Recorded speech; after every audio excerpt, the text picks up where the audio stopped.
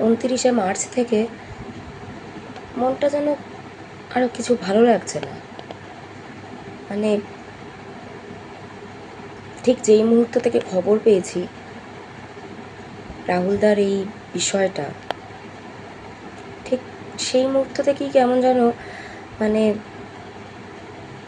কি একটা যেন মানে মানে আর কিছুই ভালো লাগছে না।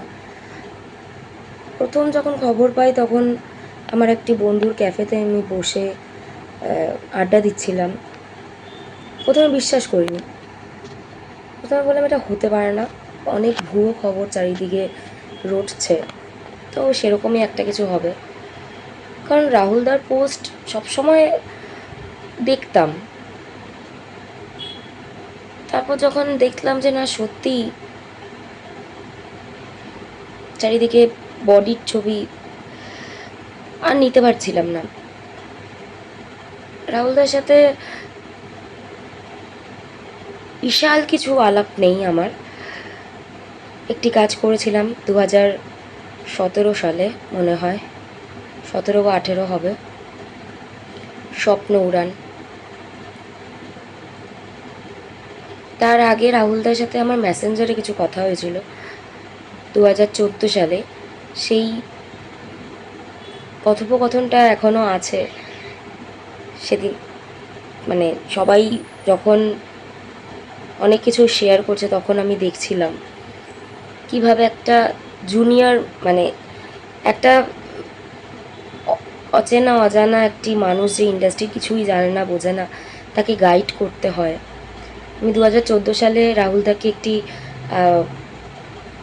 মেসেঞ্জারে মেসেজ করি যে একটি বোধহয় কোনো অডিশন নামক কিছু বক্তব্য নিয়ে আমি কথা বলি যে এখানে যাব কি না, যাওয়াটা ঠিক হবে কি না।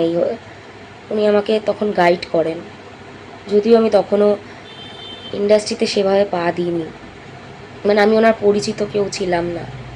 তা সত্ত্বেও উনি আমাকে গাইড করেছিলেন। তারপর 2017 বা 18 সালে স্বপ্ন উড়ানে যখন কাজ করি তখন রাহুলদার সাথে দেখা হতো, কাজ হতো, কিন্তু শুরুর দিকে তো তখন না আমরা খুব একটা মানে সিনিয়র আর্টিস্টদের সঙ্গে কথা বলতে একটু ভয় পেতাম। এবং বিশাল যে কিছু ফোকাসড ক্যারেক্টার করতাম তা তো নয়, টকি আর্টিস্ট যেটাকে বলা হয়, মানে হয়তো 5-6 দিন 7 দিন কাজ করলাম, তারপর আবার নেই কাজ, এরকম ধরনের কাজ ছিল স্বপ্ন উড়ানে আমার। মানে একজন বড় শিল্পীর এই ধরনের টকি আর্টিস্টকে মনে রাখা বা তার তাকে দেখে একটা হেসে সম্বোধন করা অনেকের মধ্যেই পাই না। যতক্ষণ না আমি একটা ভালো চরিত্র করছি ততক্ষণ সেই ভালো রেসপন্সটুকু আমরা আশাই করি না, পাই না বলা ভুল, আশাই করি না। কিন্তু অদ্ভুতভাবে সেই 2017-18 সালের কাজ করার পর, তারপরেও যতবার দেখা হয়েছে রাহুলদা কিন্তু একটা মিষ্টি হাসি হেসে ভালো তো কাজ চলছে এইটুকু কথা উনি বলতেন। এটাই আমার কাছে একটা বড় পাওয়া ছিল যে ওনার মতো একজন ব্যক্তিত্ব, ওনার মতো একজন মানুষ যে আমাকে অন্তত মনে রেখেছে। একটা নতুন কাজে ঢুকেছি, তার মুখটা অন্তত মনে রেখেছে, বা তাকে দেখলে অন্তত একটা রাস্তায় একটা চেনা মানুষকে দেখলেও তো আমরা রেসপন্স করি, সেইভাবে একটা রেসপন্স উনি করতেন। সেখান থেকে আমার একটা খুবই ওনার প্রতি শ্রদ্ধা বা ভালোবাসা সবটাই ছিল। জানি না মানে কেন কি কি কারণে শুটিংয়ে আমরা অনেক কিছু করতে বাধ্য হই। আমরা আমাদের যা লেখা থাকে, আমাদের যেভাবে কাজ করতে বলা হয় আমরা সেটা করি, মানে করি বলতে আমরা সেটা করি মানে আনন্দের সহকারেই করি, কারণ আমরা জানি এটা কাজ এবং প্রাণের ঝুঁকি নিয়ে আমরা অনেকগুলো কাজ করি। কিন্তু মানে কি কেন এত অসঙ্গতি কথাবার্তার আমি জানি না। যেটা ঘটনা সেটা যদি সবাই সমান কথা বলে তাহলেই তো জানা যায় যে ঘটনাটা কী। সেখানে সবাই এক একজন এক এক রকম মন্তব্য করছেন। কেউ বলছে প্যাক আপ হয়ে গেছিলো, কেউ বলছে প্যাক আপ হয়নি, কেউ বলছে রাহুলদা নিজে থেকে চলে গেছিলো, কেউ বলছে শুটিং চলাকালীন এগিয়ে মানে জানি না মানে যবে থেকে এটা শুনেছি একটা তো একটা অদ্ভুত মানে খুবই পরিচিত মানুষ না হলেও একটা আমি আমি 3টে রাত ঘুমাতে পারিনি, সারা রাত জেগেছিলাম। কারণ সোশ্যাল মিডিয়া খুললেই তো এখন রাহুলদার পোস্ট, আর নিতে পারছিলাম না এটা। সারাটা রাত ভোর 5টা 5:30 অবধি জেগেছিলাম আমি, একটার পর একটা একে তাকে বন্ধুদের অনেককে ফোন করতে থাকি সারা রাত। কারণ আমি একা থাকি তো থাকতে পারছিলাম না, কিরকম একটা অস্বস্তি হচ্ছিল। সেখান থেকে আমারই এক বন্ধুকে আজকে ডাকা, বললাম তুই একটু আয়, আমি না একা থাকতে পারছি না, 2 দিন একটু আমার সাথে একটু থাক, এই ব্যাপারটা একটু একটু এই একটু থিতো হোক, তারপরে 2 দিন অন্তত থাক আমার সাথে, নাহলে আমি কি রাতগুলো ঘুমাতে পারছি না। তো সে আসছে, মানে জানি না আমি তার পরের দিনই মানে আমি শোক কাটাবো কি তার পরের দিনই শুনছি আমারই এক সমবয়সী বন্ধু প্রণব সে মারা গেছে। মানে আমি নিতেই পারিনি কথাগুলো। এবং যার সাথে আমি কাজ করেছি, যদিও তখন আমি অভিনেত্রী নই, তখন আমি কস্টিউমের কাজ করছি বসন্ত বিলাস বলে একটি সিরিয়ালে, ওর সাথে আমি তখন পরিচয় হয়। এবং যেহেতু আমি কস্টিউমের কাজটা করেছিলাম খুবই কম দিনের জন্য, তাই আমার সাথে যখনই দেখা হতো ওর, ও আমাকে কাজের কথা বলতো, কারণ ও ভাবতো আমি হয়তো ডিরেক্টোরিয়াল ডিপার্টমেন্টের কেউ বা কিছু কাজের খোঁজ আমি ওকে দিতে পারবো। বাট যখন আমি ওকে বলি যে না আমি আমার মানে অসময়ে আমি এই কাজটা করছি, আমি একজন অভিনেত্রী, আমাকেও কাজ খুঁজেই যেতে হয়, কাজ দেওয়ার ক্ষমতা আমার নেই, তখন হাসে। একবার কথাও হয়েছিল যে একবার দেখা করব আমরা, জানি না কি হচ্ছে, আমি জানি না মানে কেন 2টো ঘটনা পরপর কিছুতেই মেনে নিতে পারছি না, কিছুতেই না। মানে কিসের সেফটি আমাদের, ভালোবেসে কাজটা করি, ভালো লাগে, ভালোবাসি, মন দিয়ে কাজ করি, যেরকম সিন থাকে সেটাতে যতটা সম্ভব 100% দেওয়ার চেষ্টা করি। যা বলে ডিরেক্টর, যেমন বলে ডিরেক্টর যেরকমভাবে কাজ করতে বলে সেটাই করি, না বলি না, কারণ না বলার জায়গায় তো অন্তত আমি নেই, না বলি না, কারণ না বললে হয়তো কাজ চলে যেতে পারে। এমনি তো কাজ পাই না, এমনি তো বছরে হয়তো 4 মাস কাজ করি, আর 6 মাস 4 মাস কাজ করি, আর বাকি 8 মাস সেই 4 মাসের টাকা রোল অন করে চলে, বা ভাবি কবে আবার অন্য কাজ পাবো, বসে থাকা। তো ওই 4 মাসটা হারাতে চাই না, সেই জন্য। আর ভেতরে ভেতরে জানি আমি অভিনয় মানে যেটা সত্যি নয় সেটা করা, এটাই শিখেছিলাম। যেটা আমি নই সেটাকে ফুটিয়ে তোলা যতটা পারবো। তো একটু চ্যালেঞ্জিং স্ক্রিপ্ট এলে ভালোই লাগে, একটা মনে হয় কাজ করার জায়গা পেয়েছি, সেখানে যতটা পার্সেন্ট পারা যায় চেষ্টা করি করার। কিন্তু জানি না মানে এরকম অনেক সময় হয়, অনেক জায়গায় আমরা পারমিশন, এবার একটা কথা কি জানেন তো আপনারা, পারমিশন আছে কি নেই সেই কথাটা তো আমরা জানি না। আমাদের স্পট থাকে শুটিংয়ের, আমরা আউটডোর স্পটে শুটিং করি, সেখানে পারমিশন আছে কি নেই সেই কথাটা তো আমরা জানতে পারি না, বা জানলেও আমাদের উপায় নেই। মানে আমাদের যদি বলা হয় যে এই স্পটটায় পারমিশন নেই, আমাদেরকে 10 মিনিটে সিনটা তুলে ফেলতে হবে, আমাদের সেটা করতে হবে।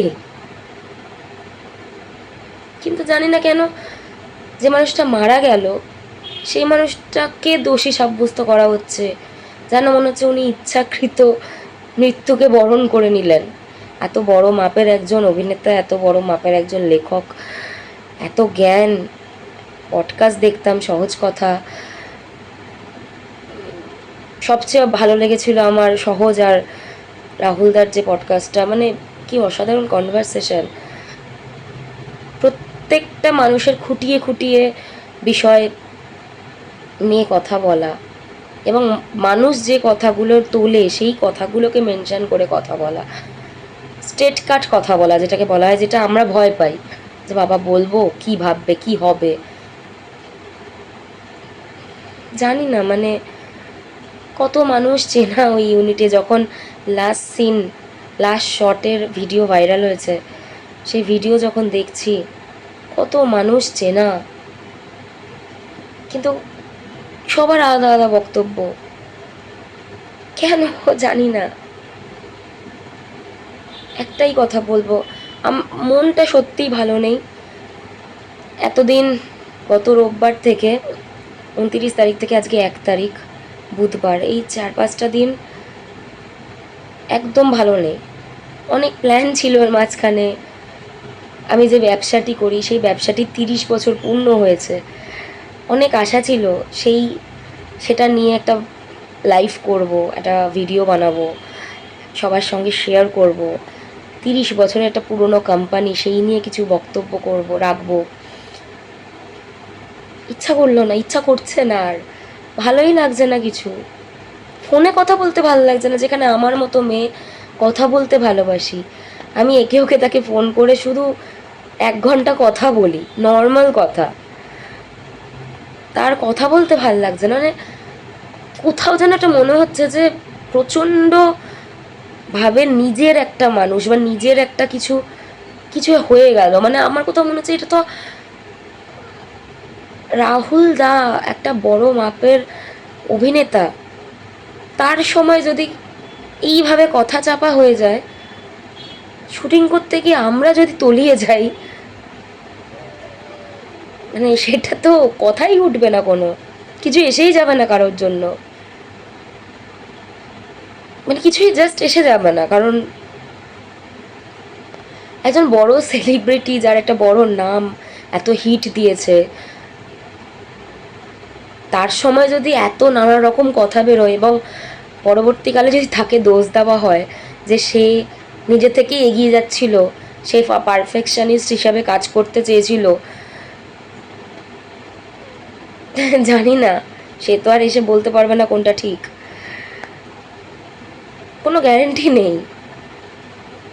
সকালবেলা শুটিংয়ে যাব, রাত্রে বাড়ি ফিরবো কিনা কোনো গ্যারেন্টি নেই, তাও আমরা শুটিং করব, কারণ আমাদের ওটা ভালোবাসা, তো ভালোবাসা তো ছাড়তে পারবো না, শুটিং আমরা করব, এবং মুখ বন্ধ করে শুটিং করব, বলার সাহস আমাদের নেই, আর বলে লাভ নেই।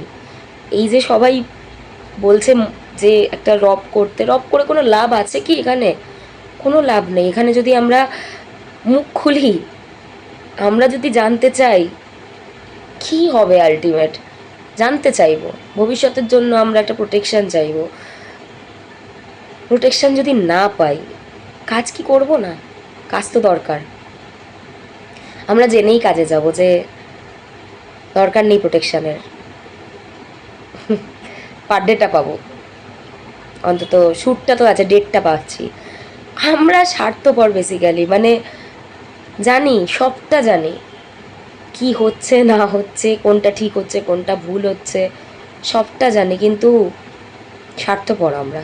কারণ আমরা আলটিমেট লাস্ট অব্দি নিজেরটুকু ভাবি কতদিন, জানি না। মানে এটা নিয়ে কি হবে, আদৌ সত্যি বেরোবে না ধামা চাপা পড়ে যাবে, কিছুই জানি না। খুব খারাপ, খুবই খারাপ, মানে আমি বলে বোঝাতে পারছি না যে কতটা কতটা এফেক্ট করলে একটা মানুষ 3টে রাত জেগে থাকতে পারে, ঘুমাতে পারে না, চোখ বন্ধ করলেই ওই মানুষটার ছবি ভেসে উঠছে, চোখ বন্ধ করতে পারছি না। তারপরে আমার পরের দিনই বন্ধুর মৃত্যুর খবর। জানি না, এত আনসার্টেন লাইফ। মানুষ, আমরা জানি যে আমাদের লাইফ খুব আনসার্টেন, কিন্তু এতটা মানে আমরা একটা কাজ করতে যাব, সেই কাজে একটা ছোট্ট কথা বলি, যখন জন্মদিন পালন হয় আমরা ইউনিটকে, আমাদের মন চায় খাওয়াতে, আমরা ইউনিটকে খাওয়াই, যার যেমন সামর্থ্য থাকে আমরা খাওয়াই। তখন যখন আমরা জিজ্ঞেস করি যে কতজন ইউনিটে আছে, একটা বড় লিস্ট ধরিয়ে দেওয়া হয়। মানে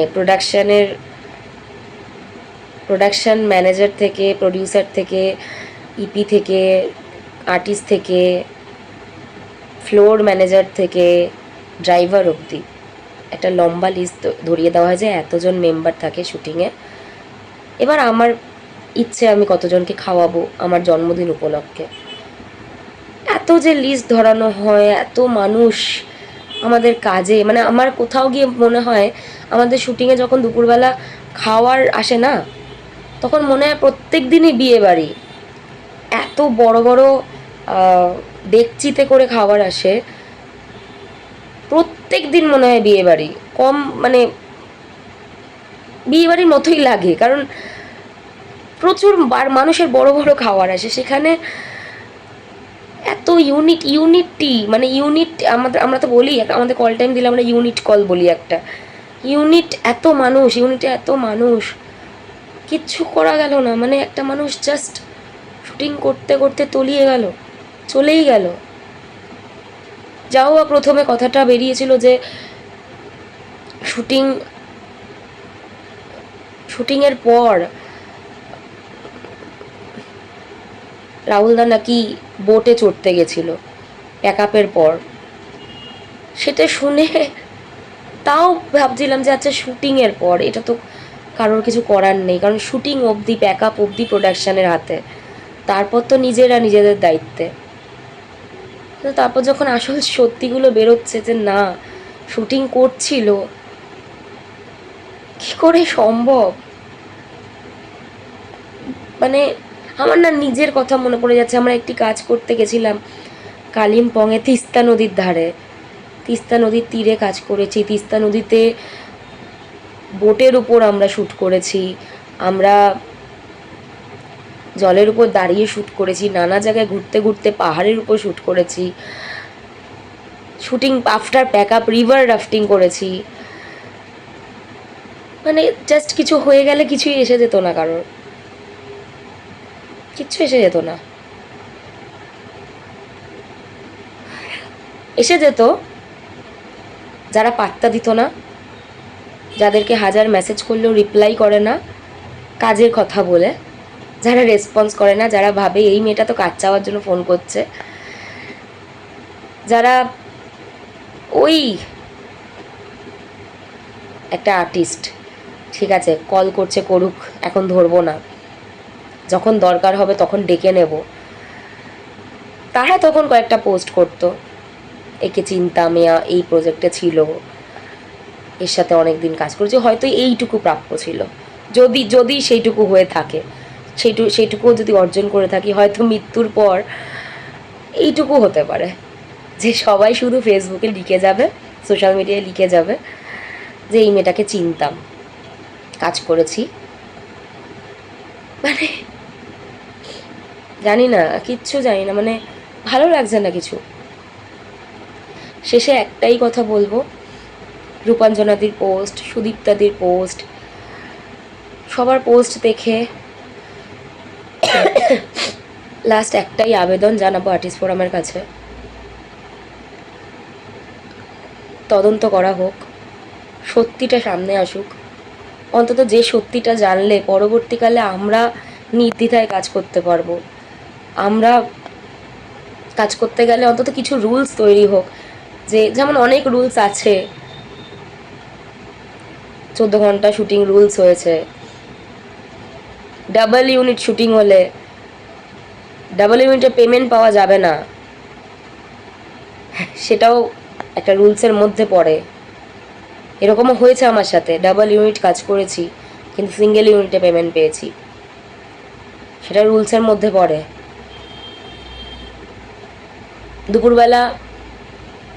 দুপুরের খাবারের টাকা যদি আমরা নিয়ে নিই, তাহলে কোনো দিন খাবার চাওয়া যাবে না।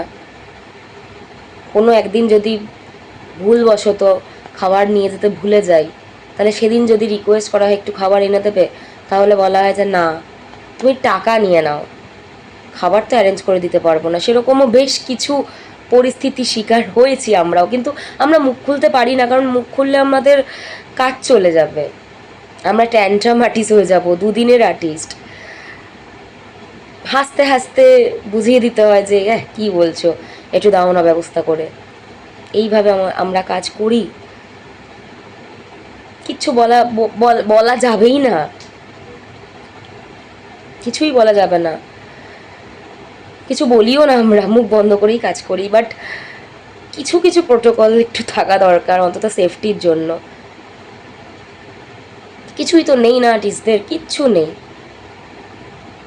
না পেনশন আছে, না লাইফ টাইম গ্যারেন্টি আছে, না কাজের স্থিরতা আছে, না গ্যারেন্টি আছে মাস গেলে এত টাকা পাবো, কোনো কোনো পুরোটাই আনসার্টেন।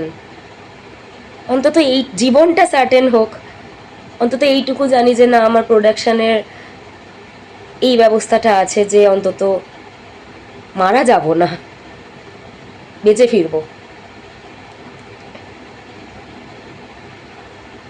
জানি না, কিছু ভালো লাগছে না কিছু। এটাই দাবি সবার কাছে, আর্টিস্ট ফোরামের কাছে, আমাদের যারা আর্টিস্ট ফোরামের সম্পাদক, যারা আর্টিস্ট ফোরামের পুরো বিষয়টার মধ্যে রয়েছে, সবাইকে আমি আমার মেম্বারশিপ নাম্বার 2265 2265 আবেদন করছি, এটা তদন্ত হোক এবং এটা জানতে পারি আমরা যে কেন হয়েছে, কি করে হয়েছে, তার একটা সলিউশন হোক, যেন ভবিষ্যতে আর না হয়।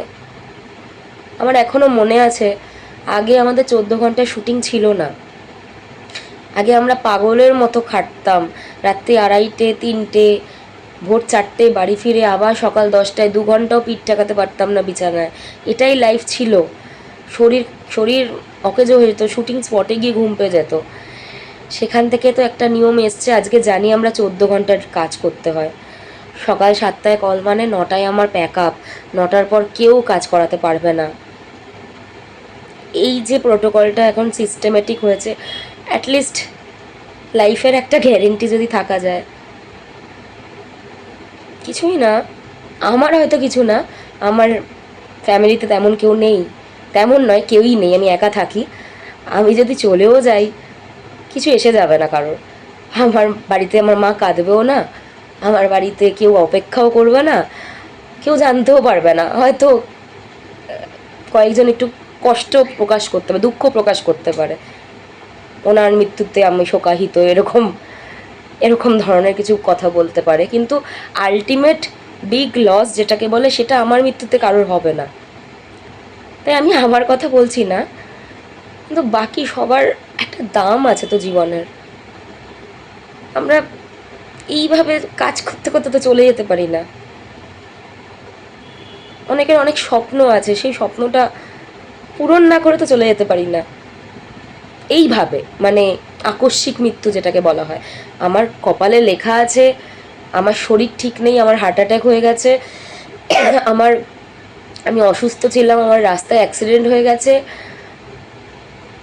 ছেড়ে দিলাম এগুলো। কিন্তু শুটিং চলাকালীন এইরকমভাবে গাফিলতির কারণে প্রাণ তো দিতে পারি না। জানি না, মানে কিচ্ছু জানি না, মানে কিছুদিন পর মনে হলো একটু আমার কিছু ভালো লাগছে না, মানে আমার সোশ্যাল মিডিয়া এখন খুলতেই ইচ্ছা করছে না। আর একটা কথা, এই যে সবাই বলছো না প্রিয়াঙ্কাদির ছবি দেখে বা ভিডিও দেখে, উনি কেন হাসছেন, স্বামী মারা গেছে, তা সত্ত্বেও উনি চুল ঠিক করছেন, উনি কি করে হাসতে পারেন, কেন বলছো এরকম? মানে নিতে পারছি না, এই কমেন্টগুলো পড়লে যেন আরও কষ্ট হচ্ছে। আমাদের যদি এতটা খারাপ লাগে, তাহলে ওনাদের অবস্থাটা একবার একবার ফিল করে দেখো কি হতে পারে ওনাদের অবস্থা। নিজের মানুষ চলে গেলে কি ফিল হয় সেটা যাদের নিজের যায়নি তারা বুঝতে পারবে না। সবাই সবসময় কাঁদতে পারে না। আর হ্যাঁ, যে যে ভিডিওটা ভাইরাল হয়েছে ওনার হাসির ভিডিও, ওখানে বুম্বাদা ওনার মাথায় হাত রেখে আশীর্বাদ করছিলেন। সেখানে প্রিয়াঙ্কাদি একটা জাস্ট রিপ্লাই করেছেন, যেটা আমরা করে থাকি। আমাদের সিনিয়র যদি আমার সামনে এসে আমাকে আশীর্বাদ করে বা আমার সাথে দুটো কথা বলে, আমাদের ভেতরে যাই থাকুক আমরা তাদেরকে সেই সম্মানটুকু দেওয়ার জন্য একটু হাসি মুখে হলেও কথা বলবো। এটা ন্যাচারাল ব্যাপার। কেন সবাই এটা নিয়ে এত এত কিছু, এত নোংরা নোংরা কটূক্তি, এত নোংরা নোংরা কেন? কি কারণে? ছেড়ে দাও না একটু ওদেরকে। নেওয়া যাচ্ছে না এগুলো, আর সহ্য করা যাচ্ছে না। সোশ্যাল মিডিয়া ছাড়া আমি অন্তত মানে আমি আমি দিনে 2 মিনিট অন্তর অন্তর সোশ্যাল মিডিয়া খুলি। সেই আমি আজকে 3 দিন হয়ে গেছে সোশ্যাল মিডিয়া খুলছি না, ভয়। খুললেই আবার এইগুলো দেখবো, ভাল লাগছে না।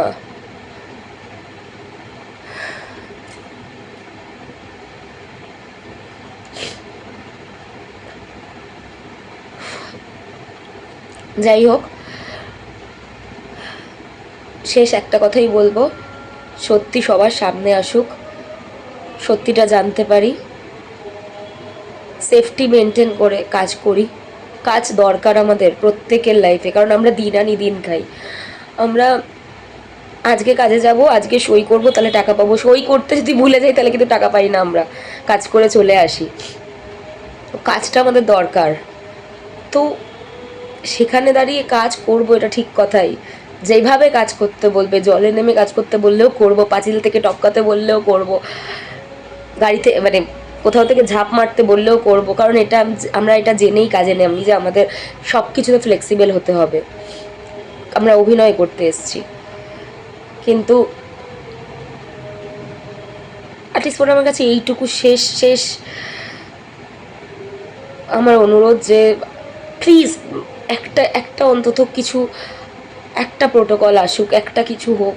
এত এজিএম হয়, এত অ্যানুয়াল জেনারেল মিটিংয়ে আমরা যাচ্ছি, এত কথা আলোচনা হচ্ছে, একটা এই 14 ঘন্টা সিস্টেমটা যেমন মেনটেন হচ্ছে ওরকম একটা কিছু হোক, যেটাতে অন্তত আমরা এইটুকু জানবো যে না, আমরা কাজ করে বাড়ি ফিরছি। অন্তত শুটিংয়ে আমাদের বিপদ হবে না। আমরা গর্ব করে যেন বলতে পারি যে শুটিং স্পটের বাইরে বিপদ হতে পারে, শুটিংয়ে কোনো বিপদ হয় না, কারণ শুটিংয়ে সেই সেফটিটা মেনটেন হয়, সেই রকম মানুষজন আছে। আমি গর্ব করে বলিও, আমাকে যারা জিজ্ঞেস করে যে শুটিংয়ে অনেকে অনেক রকম প্রশ্ন করে, তো যে আমি যেহেতু মেয়ে, শুটিংয়ে অনেক রকম অনেক প্রলোভন আসে, সেই নিয়ে অনেকে অনেক প্রশ্ন করে যে তোর ভয় লাগে না, তুই ইন্ডাস্ট্রিতে একা একা কাজ করছিস, সেই করছিস।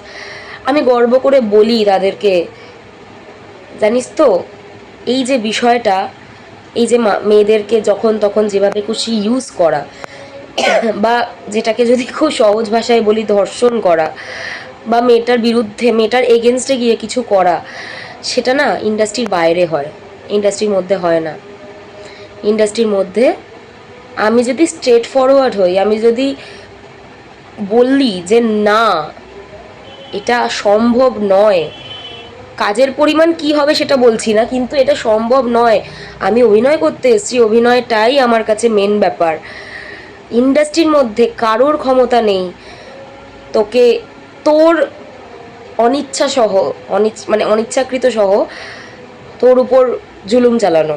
কেউ করে না ইন্ডাস্ট্রিতে, সব আর সবাই প্রচণ্ডভাবে গাইড করে। আমি নিজে গাইড পেয়েছি, আমি এত বছরের 2013-14 সাল থেকে আমি স্ট্রাগল করছি, এখনও আমার আমার কাজ সেভাবে নেই লিস্টে, আমি স্ট্রাগল করে যাচ্ছি, কিন্তু আমার আমার কিন্তু সেইভাবে কোনো এমন রেকর্ড নেই যে কোনো কাজে গিয়ে আমি কোনো কুমন্তব্য শুনেছি বা কুপ্রস্তাব পেয়েছি যেটা নিয়ে আমি হয়তো খুব ডিপ্রেশনে ভুগেছি, এমন কিন্তু নেই, পাইনি। কারণ আমাকে সবাই গাইড করেছে, আমাকে প্রত্যেকে আমার খুব ভালো চেয়েছে, সব দাদারা আমাকে গাইড করে গেছে, আমাকে উল্টে বলেছে এইটাই কিন্তু যাস না, এটা কিন্তু ঠিক লাগছে না।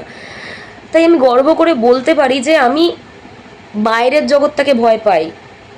আমার মা মারা যাওয়ার পর আমি বাইরে কাজ খুঁজছিলাম, কিন্তু যখন আমি শুনেছিলাম আমার নাইট শিফট হতে পারে তখন আমি আর যাইনি। কারণ আমি একটা কথাই বলেছিলাম, আমি ইন্ডাস্ট্রিটাকে চিনি, আমি জানি ইন্ডাস্ট্রিতে এত বছর কাজ করেছি, আমি ইন্ডাস্ট্রির সেফটি জানি। রাত্রি 2টোয় যদি বাড়ি ফিরতে হয় আমাকে গাড়ি দেওয়া হবে বাড়ির নিচে নামানোর জন্য। আমি ইন্ডাস্ট্রিতে মানুষগুলোকে চিনে গেছি, আমি জানি কাজগুলো কি। আমি বাইরের জগৎটা জানি না, আমি বাইরের জগতে নাইট ডিউটি করতে ভয় পাচ্ছি। ঠিক সেই কারণে মা মারা যাওয়ার পর আমি অভিনয়টা অনেক মানে আনপ্রেডিক্টেবল আনসার্টেন একটা কাজ, তো ওখানে পেমেন্ট কোনো ঠিকঠাক নেই, সরে গিয়ে কস্টিউমে যাই যাতে আমি একটা মান্থলি স্যালারি পাই। তারপর একটু ধাতস্থ হওয়ার পর আমি আবার অভিনয় ব্যাক করি। আমি জানি, আমি গর্ব করি আমার অভিনয় জগৎটাকে নিয়ে। এটা এভাবে ধুলোয় মিশে যেতে পারে না।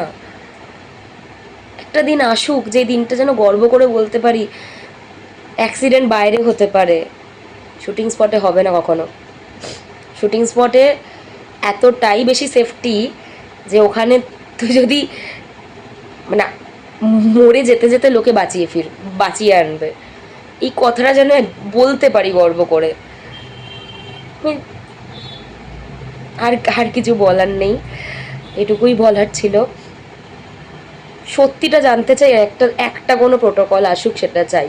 একটু সকালবেলা ঘুম থেকে উঠে শুটিং যাওয়ার সময় যেন বুকে হাত রেখে বলতে পারি শুটিং স্পটে আমার কিছু হবে না। রাস্তাঘাটে অনেক কিছু হতে পারে কিন্তু শুটিং স্পটটা আমার জন্য সেফ।